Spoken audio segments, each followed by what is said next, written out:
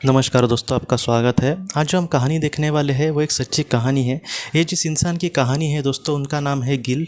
गिल हमसे ये कहते हैं कि एक बार वो ऑटो रिक्शा से जा रहे थे। ये जब घटना उनके साथ हुई थी, तकरीबन ये 13 साल हुए उस घटना को। वो एक ऑटो रिक्शा से जा रहे थे और वो ये कह रहे थे कि उनका ध्यान नहीं था। उनके हाथों में कुछ कागजात थे और वो पढ़ रहे थे और वो रिक्शा से जा रहे थे। अचानक क्या हुआ, कैसे एक्सीडेंट हुआ, उनको कुछ भी नहीं पता चला। लेकिन अगले ही पल उनकी जो रिक्शा थी वो पूरी तरीके से उल्टी होकर ऐसे रास्ते पर गिर गई।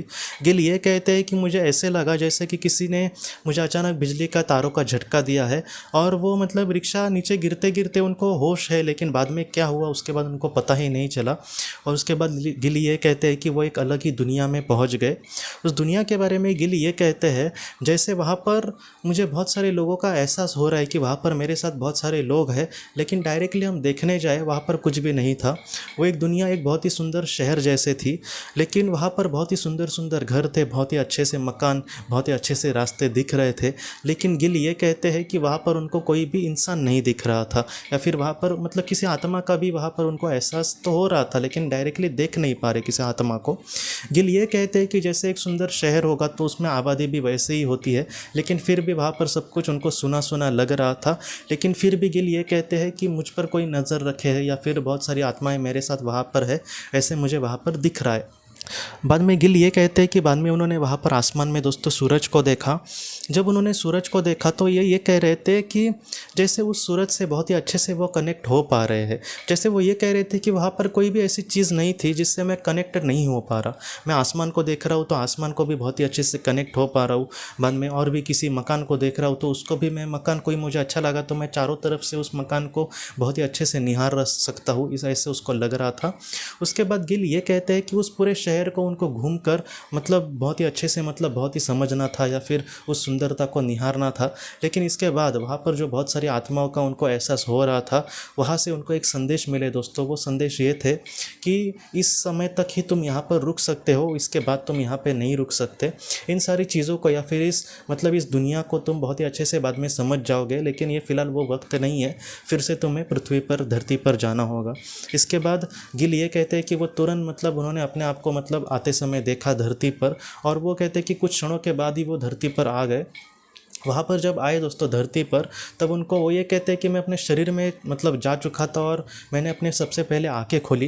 गिल ये कहते हैं कि आंखें खोलने के बाद मेरे सामने डॉक्टर जो खड़े थे वो बहुत ही वो कहीं ना कहीं उन्होंने स्मित हास्य किया, और वो उनके खुशी उनके चेहरे पर दिख रही थी। वो गिल को ये कह रहे थे कि मैं बहुत चिंता में था, क्योंकि तुम्हारी जो सांस है वो बहुत ही धीमी हो गई थी और धीरे धीरे अभी मुझे लगा कि बंद ही हो जाती है। क्या मैं बहुत ही घबरा गया था, क्योंकि तुम्हारे शरीर को बहुत ही ज़्यादा चोट भी लगी थी। मैं बहुत घबरा गया था कि तुम्हें होश आता है कि नहीं, लेकिन आज तुम अभी तुम ठीक मुझे लग रहे हो, और अभी उनका सांस भी बहुत ही अच्छे से वो ले सक रहे थे। बाद में गिल ये कहते हैं दोस्तों कि ये जो उनको वो जो उस दुनिया में चले गए, वहाँ पर बहुत ही अच्छे से सुंदर सुंदर उन्होंने एक बहुत ही घर देखे, एक सुंदर शहर देखा, और वहाँ पर एक सुंदर आसमान या फिर एक सूरज देखा। इस ये जो सारी चीज़ें थी वो ये कह रहे थे कि 10 मिनट से ज़्यादा मुझे वहाँ पर नहीं वक्त हुआ था, ऐसा मुझे लगा। किसी हम काम को कर रहे हैं तो हम कहते हैं ना कि 5 मिनट शायद लगे होंगे या फिर 10 मिनट, वैसे वो कह रहे थे कि 10 मिनट के अंदर ही वो सारी चीज़ें हो गई थी। लेकिन पृथ्वी पर जब आ गए थे वो, तब तकरीबन डॉक्टर ने ये कहा था उनको कि 2.5 से 3 घंटे वो पूरी तरीके से बेहोश थे। गिल समझ नहीं पाए कि उनके साथ ऐसा क्यों ये हुआ, या फिर 2.5 घंटे से वो कहाँ पर थे, इस बात को वो समझ नहीं पाए। बाद में गिल ये कहते हैं दोस्तों कि उनको पहले तो ये लगा कि ये सच भी नहीं हो सकता, क्योंकि ऐसा अनुभव थोड़ी ना सच हो सकता है, और इस वजह से उन्होंने इसके बारे में ज़्यादा किसी को कहा भी नहीं। लेकिन उन्होंने बाद में इस बारे में और भी कोई जानकारी मिलती है क्या, उसके लिए उन्होंने बहुत सारी किताबें पढ़ी, या फिर नेट पे भी उन्होंने रिसर्च किया। और उसके बाद गिल ये कहते हैं कि ऐसे अनुभव सिर्फ मुझे ही नहीं बल्कि बहुत सारे लोगों को हुए हैं, और तब उनको एकदम श्योर हुआ कि नहीं, वो एक मेरा भ्रम या फिर वो एक कोई सपना नहीं था, बल्कि वो मेरे साथ सच में वो घटी हुई एक घटना थी।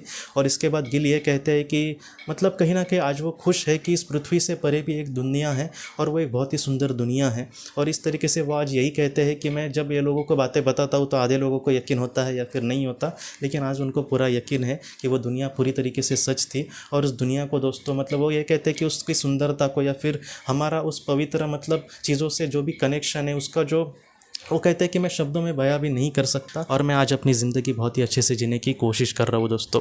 तो दोस्तों, हम अपनी अगली वीडियो में किसी नए विषय को लेकर मिलेंगे। तब तक आप अपने परिवार का ख्याल रखना।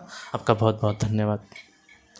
ज़िंदगी की रोशनी ये एक कंसल्टेंसी है जो ऐसे लोगों को मदद करने की कोशिश करती है जिन्होंने किसी अपने को खोया है या फिर जो लोग अपने जीवन में बहुत ही ज़्यादा दुखी है। जो लोग इस संस्था के साथ जुड़ते हैं उनको इस विषय की किताबें और जानकारी भेजी जाएगी। इसके साथ साथ जो लोग पास्ट लाइफ रिग्रेशन थेरेपिस्ट के पास नहीं जा सकते, अगर वो घर पे अभ्यास कर सके, इस वजह से उनको पास्ट लाइफ रिग्रेशन की ऑडियोज़ भी भेजी जाएगी। और इसके साथ साथ ध्यान में एकाग्रता बढ़ाने के लिए कुल मिलाकर 5 ऑडियोज़ भी उनको भेजी जाएंगी।